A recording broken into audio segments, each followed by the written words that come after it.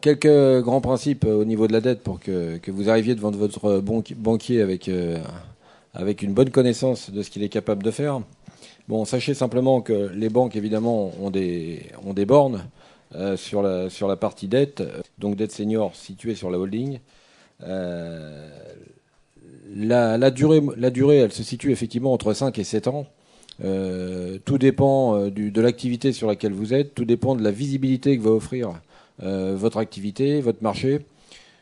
Le montant de la dette, alors on a pour principe de mettre quelques critères. Moi, je suis pas trop pour retenir les chiffres, mais enfin, il est intéressant, je pense, pour vous de connaître un peu les pourcentages et sur quelle base ils sont calculés. Alors, effectivement, on a mis 70% du résultat net pour une société industrielle, puisqu'on a vu tout à l'heure qu'une société industrielle va avoir des besoins d'investissement qui vont inévitablement ponctionner une partie de la rentabilité de l'affaire qui ne pourra pas être montée sous forme de dividendes. Et pour une entreprise de service, on a coutume de dire qu'on peut aller jusqu'à 80% du résultat net à distribuer. À mon avis, c'est quand même un maximum. Si vous êtes durablement sur votre business plan à 80%, il faut vous poser la question. Théoriquement, vous devez constater que la contrainte sur le résultat doit baisser et ne pas rester à ce niveau-là. Après, vous allez entendre aussi des banquiers qui vont vous parler de multiples de votre résultat d'exploitation.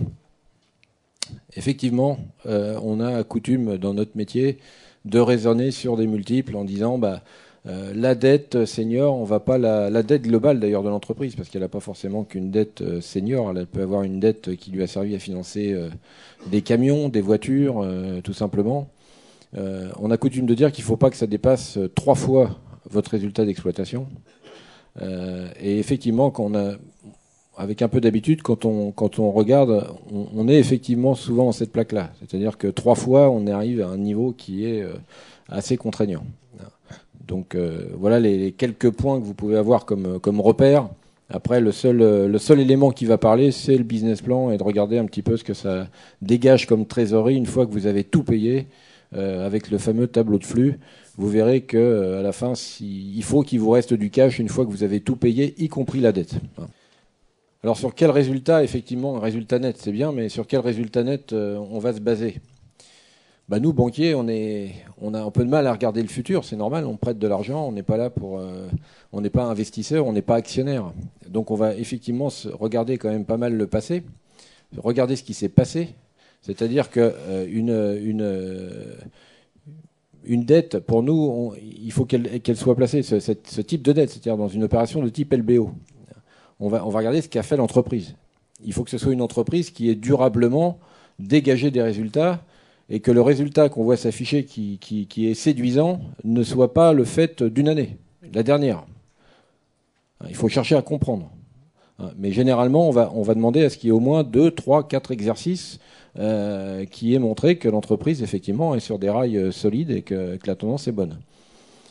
Donc, en tant que prêteur, on va se baser plutôt sur le résultat historique retraité. Retraité de quoi ? Retraité éventuellement, pourquoi pas, du salaire du cédant, par exemple.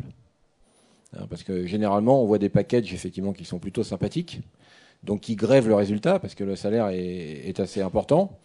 Donc à vous de voir après si vous-même vous avez l'intention de vous payer le même prix ou si au contraire vous êtes prêt à faire un effort au moins les premières années. Donc il y a des petits retraitements comme ça à faire sur des dépenses un petit peu somptuaires qui peuvent justifier qu'on parle en effet de résultats nets retraités. Moi, je voulais juste dire une chose, c'est que ça démontre un point important, c'est qu'on ne va pas chez le banquier tout seul. Parce que le banquier, il attend plein de choses de vous, il a plein d'idées, il a plein de demandes que vous ne connaissez même pas. Grillez pas vos cartouches, entourez-vous avant même d'aller voir pour la première fois le banquier.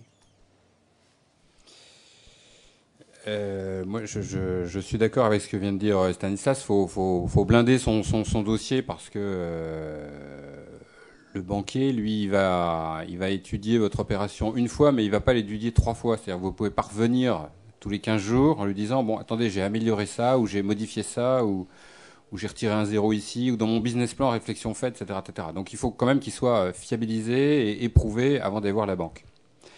Ça, c'est la première chose. Le deuxième sujet, c'est quel bénéfice net retenir. La banque, effectivement, comme l'a dit Pascal, regarde l'histoire, parce qu'au moins l'histoire, c'est ce qui a été vécu. Le futur, c'est un peu plus compliqué. C'est comme le tiercé dans l'ordre pour la semaine prochaine. Je ne l'ai pas, et si vous l'avez, vous pouvez toujours venir me voir à la fin. Mais donc c'est plus compliqué, c'est le problème de l'avenir.